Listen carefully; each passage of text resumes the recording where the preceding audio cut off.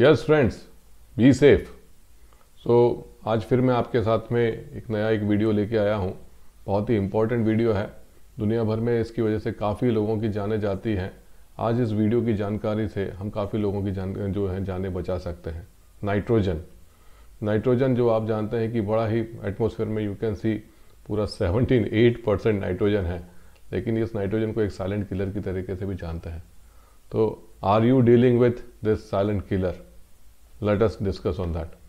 आगे जाने से पहले अगर आपको इस तरीके की और ज़्यादा सेफ्टी के बारे में नॉलेज चाहिए और ज़्यादा टूल्स के बारे में जानकारी चाहिए, आप अपनी ऑर्गेनाइजेशन में सेफ्टी कल्चर को और इम्प्रूव करना चाहते हैं, तो आप ज़रूर ये जो मेरा चैनल है सेफ्टी वाला, इसको देखिए। इसमें काफ़ी सारे वीडियोस हम लोग अपलोड करते हैं।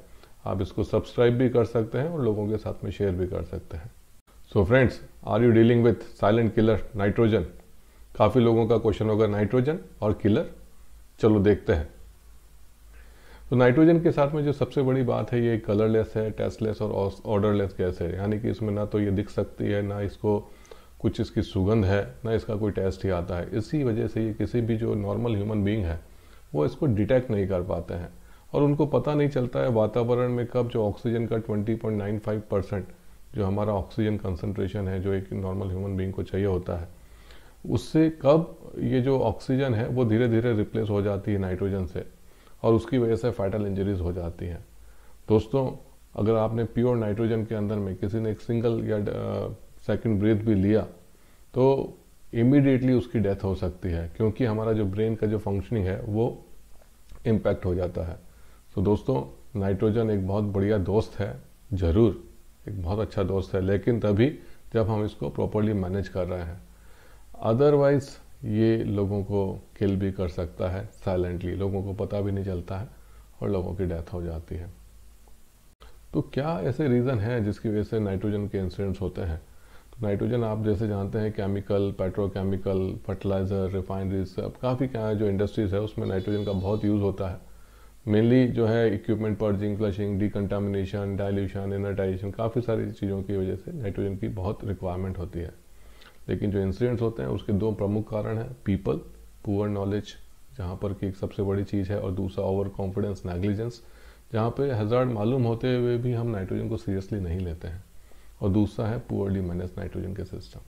कई सारे एग्जाम्पल हैं इंडस्ट्रीज़ के अंदर में नाइट्रोजन की वजह से इंसिडेंट्स होने के, जहाँ पर कि कन्फाइंड स्पेस एंट्री है, वहाँ पे अगर किसी को ब्रीदिंग एयर का होज लगाना है और गलती से उन्होंने नाइट्रोजन का होज लगा दिया है, तो जो भी उस कन्फाइंड स्पेस एंट्री में काम करने वाले लोग हैं उनकी डेथ हो सकती है। कई बार कई इक्विपमेंट जो है वो अंडर प्रिजर्वेशन होते हैं और उसमें नाइट्रोजन से वो फील्ड होते हैं। उसका एक जैसे ही मैनुअल कवर खोलते हैं, काफ़ी लोग बिकॉज ऑफ क्यूरोसिटी उसके जो मैनुअल है उससे पीप करके देखते हैं, अंदर झांक के देखते हैं, और वो नाइट्रोजन का जो इनहेलेशन कर लेते हैं और उससे इमीडिएटली उनकी डेथ हो जाती है।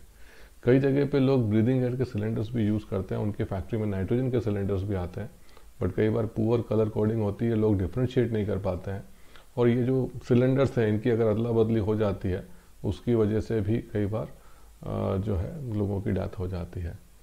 कई जगह पर बड़ा प्रैक्टिस होता है कि कोई फ्लैमेबल, अगर कोई गैस कहीं से कोई फ्लैंज से लीकेज हो रही है तो उसको डाइल्यूशन करने के लिए, ताकि उस एरिया में फायर ना लगे, उस फ्लैंज के आसपास में जो है नाइट्रोजन का होज जो है वो लगा देते हैं, और इस वजह से भी उस पर्टिकुलर एरिया में जो नाइट्रोजन का कंसंट्रेशन बढ़ जाता है।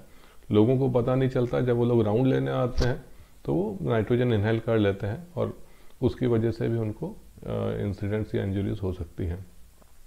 एक और बड़ा हादसा होने की बड़ी संभावना होती है नाइट्रोजन के जो हेडर होते हैं, जहाँ से कि हम जो अपने इक्विपमेंट्स हैं उनको पर्ज करते हैं, फ्लश करते हैं, तो उनका एक सर्विस टू प्रोसेस कनेक्शन होता है।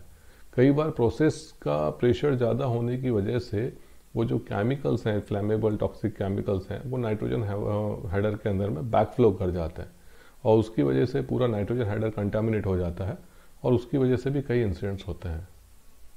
क्या कर सकते हैं हम नाइट्रोजन के को बचाने के लिए? सबसे बड़ी बात, सबसे पहला सिस्टम है, हमको ये जो नाइट्रोजन और ब्रीदिंग एयर का जो मिक्सअप है उसको प्रिवेंट करना चाहिए। हमारी इंडस्ट्रीज़ में, हमारी ऑर्गेनाइजेशन में एक रोबस्ट जो है वो एक कंट्रोल मैनेजमेंट सिस्टम होना चाहिए यूटिलिटी पॉइंट्स और होजेस को लेके। जहाँ पर भी सर्विस टू प्रोसेस कनेक्शंस हैं वहाँ पर हमको दो अलग अलग तरह के NRVs उनको यूज़ करना चाहिए कनेक्टिंग पॉइंट पर। इसके अलावा जो नाइट्रोजन का जो होस्ट पॉइंट होता है वो एक सिंपल होस्ट पॉइंट नहीं होना चाहिए कि कोई भी आके उसमें किसी भी तरीके का होस्ट लगा दे। It should be unique connection. उसकी वजह से कि इंजीनियरिंग कंट्रोल हो जाता है, उस पर्टिकुलर यूटिलिटी पॉइंट पर सिर्फ नाइट्रोजन का ही होस्ट लगेगा। यूटिलिटी पॉइंट्स और नाइट्रोजन के जो होजेस हैं उनका कलर कोडिंग होना चाहिए। जहाँ पर भी नाइट्रोजन का होजेस का जो सोर्स पॉइंट है और एंड पॉइंट है वहाँ पे डेंजर के साइनेज लगे होने चाहिए। नाइट्रोजन का जहाँ पर भी ओपन एरिया में आप पर्जिंग कर रहे हैं उस एरिया में नाइट्रोजन का बैरिकेशन होना चाहिए और time to time oxygen monitoring होना चाहिए। नाइट्रोजन के सिलेंडर का मैनेजमेंट होना चाहिए, इट्स वेरी वेरी इंपॉर्टेंट। और सबसे बड़ी बात, जो इन सभी पॉइंट्स को जो यूज़ करने वाले हैं, एग्जीक्यूट करने वाले हैं हमारे लोगों का पीपल अवेयरनेस और ट्रेनिंग जो है वो बड़ा ही स्ट्रांग होना चाहिए। सो दोस्तों, मुझे पूरा विश्वास है आप ये जो नाइट्रोजन का जो एक साइलेंट किलर का जो एक रोल है उसकी जगह पर हम नाइट्रोजन को एज ए फ्रेंड हम यूज़ कर पाएंगे। और ये जो वीडियो है इसमें जो बताए गए कंट्रोल्स हैं आप उसका ज़्यादा से ज़्यादा यूज़ करेंगे।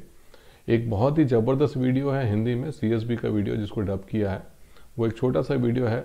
मैं आपसे निवेदन करूंगा उस वीडियो को भी ज़रूर देखें, क्योंकि उस वीडियो को देखने के बाद में आप जो नाइट्रोजन के जो खतरे हैं उसको आप भली भांति समझ पाएंगे और अच्छी तरीके से समझ पाएंगे, विजुअलाइज कर पाएंगे। साथ में मेरा एक और भी निवेदन है आपसे कि ये जो वीडियो है उसको अपने जो साथी हैं, आपकी जो ऑर्गेनाइजेशन में जो शॉप फ्लोर पे जो टीम है, उनको भी ज़्यादा से ज़्यादा ये वीडियो दिखाइए, क्योंकि इस वीडियो को देखने के बाद उनको जो नाइट्रोजन रिलेटेड हैजार्ड्स हैं उनकी काफ़ी अच्छी जानकारी, अवेयरनेस होगी और काफ़ी ज़बरदस्त सेंसिटाइजेशन होगा। 5 नवंबर 2005 को डेलावेयर सिटी डेलावेयर में स्थित वेलेरो एनर्जी कॉर्पोरेशन रिफाइनरी में 2 कर्मचारी मारे गए। उन्होंने एक रिएक्टर वेसल में प्रवेश किया जो कि एक अदृश्य और गंधहीन गैस नाइट्रोजन से भरा एक कन्फाइंड स्पेस था। यह घटना 5000 एकड़ में फैली एक फैसिलिटी में मेंटेनेंस ऑपरेशन के दौरान हुई, जिसमें प्रतिदिन 1,80,000 बैरल क्रूड ऑयल को प्रोसेस किया जाता है। यह कॉम्प्लेक्स वेलेरो के 18 रिफाइनरियों में से एक है और उसमें 570 कर्मचारी काम करते हैं। हमारे सांस लेने वाली वायु में 21% ऑक्सीजन होती है और उसकी मात्रा 19% से कम होने पर मनुष्य बहुत देर तक जीवित नहीं रह सकते।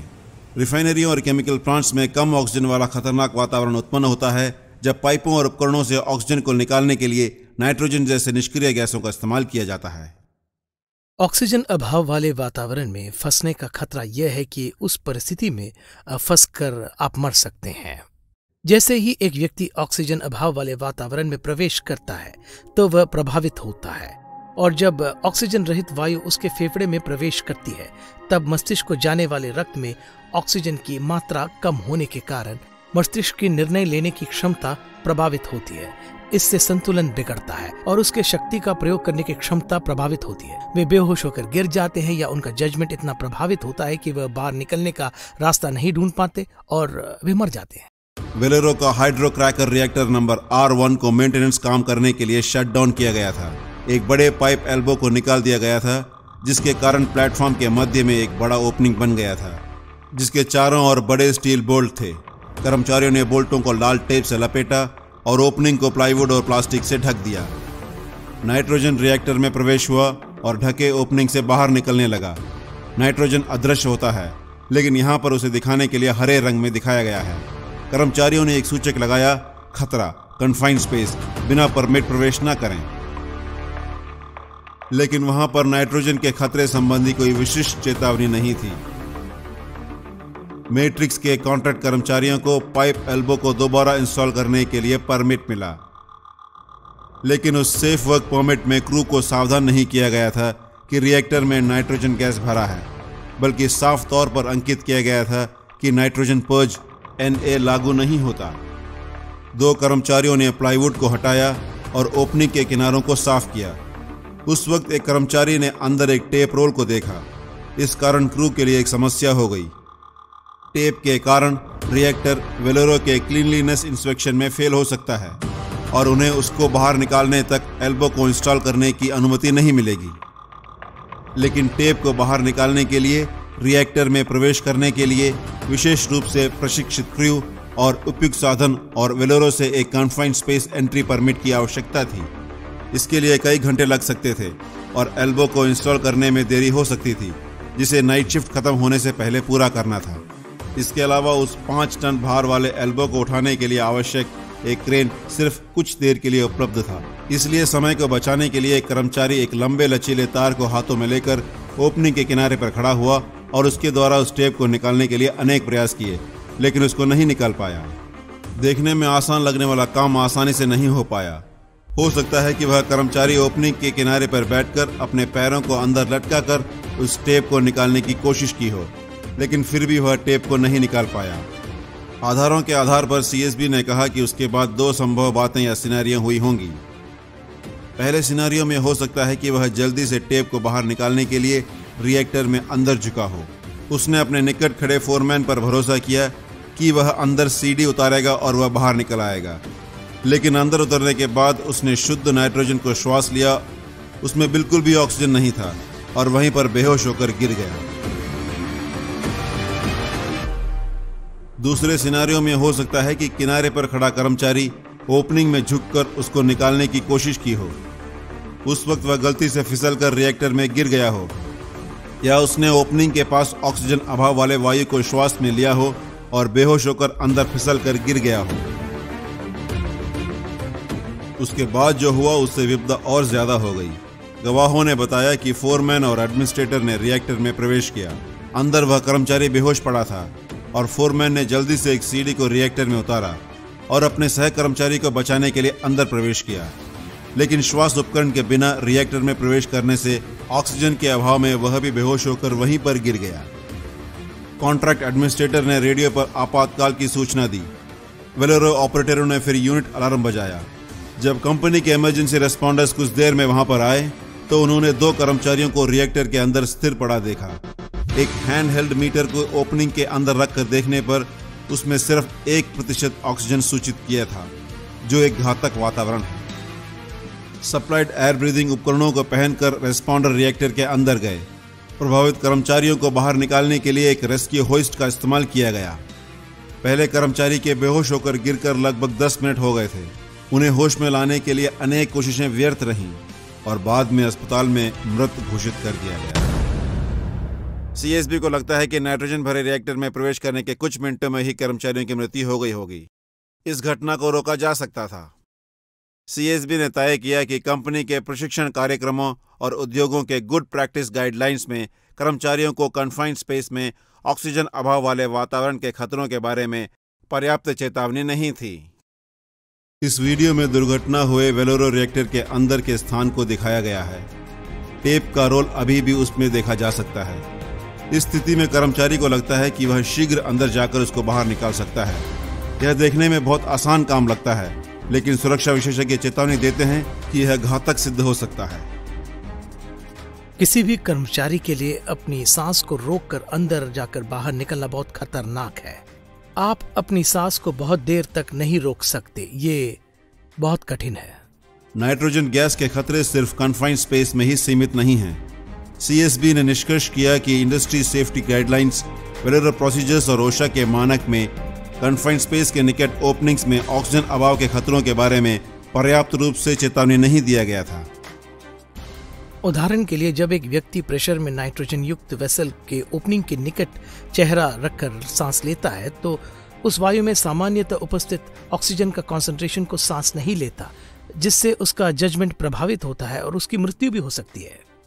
कम ऑक्सीजन वाले स्थानों पर कर्मचारियों के जाने से रोकने के लिए चेतावनी सूचक और बैरिकेड अतिरिक्त सुरक्षा हो सकते हैं। सीएसबी ने पाया कि वेलोरो रिएक्टर के ओपनिंग में कन्फाइंड स्पेस वार्निंग लगा हुआ था, लेकिन दुर्घटना के बाद ही कंपनी ने उसे लगाया था, जिस पर लिखा था खतरा। यहाँ पर नाइट्रोजन गैस है, ऑक्सीजन अभाव वातावरण है, बिना अनुमति के यहाँ पर प्रवेश न करें। जब एक कर्मचारी ऑक्सीजन अभाव वाले वातावरण में प्रवेश करता है और वहाँ बेहोश हो जाता है तो विपदा और बड़ी हो सकती है, क्योंकि अन्य कर्मचारी बिना श्वास यंत्र और बचाव साधनों के उस कर्मचारी को बचाने की कोशिश करते हैं, जिससे मृतकों की संख्या और बढ़ सकती है। ये बहुत दुख की बात है, क्योंकि जब कोई ऐसी दुर्घटना होती है और आपका साथी अगर गिर जाता है तो सह कर्मचारी उसे बचाने की कोशिश करते हैं और सब कुछ भूलकर बिना सेल्फ कंटेन्ड ब्रीदिंग अपैरेटस या एयर सप्लाई साधन के बिना उस साथी को बचाने की कोशिश करते हैं और खुद उसमें फंस जाते हैं। यह कर्मचारियों के जजमेंट का सवाल नहीं है, यह सवाल है कर्मचारियों के प्रशिक्षण का। क्योंकि अगर उन कर्मचारियों को पर्याप्त अभ्यास दिया गया होता और उन्हें इन सही कार्य पद्धतियों की जानकारी दी गई होती और इन पर अमल किया जाता तो दुर्घटना कभी नहीं होती। इन सिफारिशों में कन्फाइंड स्पेस के आसपास काम करने का प्रशिक्षण और ऑक्सीजन अभाव के वातावरण में खतरों पर जोर दिया गया है। सीएसबी सिफारिश करता है कि अमेरिकन पेट्रोलियम इंस्टीट्यूट, जो तेल उद्योग का एक प्रमुख ट्रेड एसोसिएशन है, वह अपने निष्क्रिय कन्फाइंड स्पेस में सुरक्षित काम करने के अपने दिशा निर्देशों में बदलाव करे। सीएसबी सिफारिश करता है कि इस महत्वपूर्ण जानकारी को कर्मचारियों तक पहुंचाया जाए कि नाइट्रोजन शीघ्र पीड़ित पर हावी हो जाता है, इसके लिए कोई चेतावनी नहीं होती। एक कन्फाइंड स्पेस के प्रवेश स्थान पर ऑक्सीजन अभाव हो सकता है। जो व्यक्ति बचाव कार्यों को करते हैं वह कन्फाइंड स्पेस प्रवेश के कार्य पद्धतियों पर अमल करें ताकि और जाने न जाएं, और जहां भी उपयुक्त हो चेतावनी संकेत और अवरोधक जरूर लगाएं। नाइट्रोजन और अन्य निष्क्रिय गैसों का केमिकल प्लांट और ऑयल रिफाइनरी के ऑपरेशंस में व्यापक उपयोग किया जाता है, लेकिन कन्फाइंड स्पेस में वे साइलेंट किलर हो सकते हैं।